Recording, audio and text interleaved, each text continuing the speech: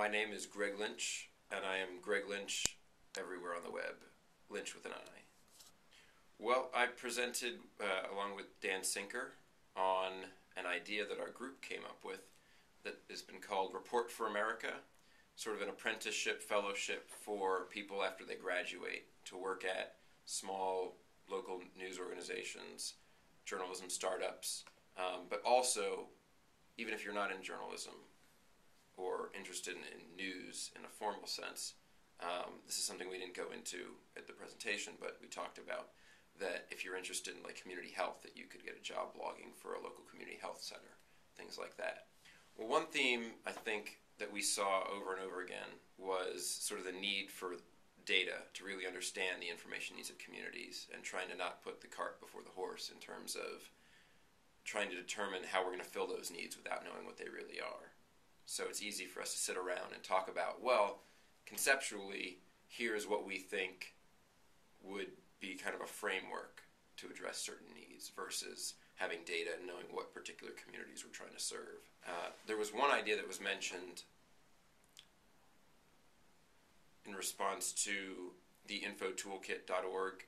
tools, is that you need not just PDFs with sort of a list of steps, but a way to manage, a system for managing and tracking sort of the needs. Almost like a community CRM sort of thing. I think one of the things that a theme that I brought in the discussions, and wasn't unique to me, but it was an interesting comment that Michael Mannis made, is that people were like deliberately avoiding including institutions in their solutions. And I think that's something, it's a particularly sort of good insight on what people were trying to do in terms of, we want this to be as sort of bottom-up, homegrown, organic, grassroots, whatever word you want to use, to really be sustainable. That, you know, you could pop in and say, hey, we are whatever organization and we're gonna whatever to the community. But unless there's something that's really seated within the community,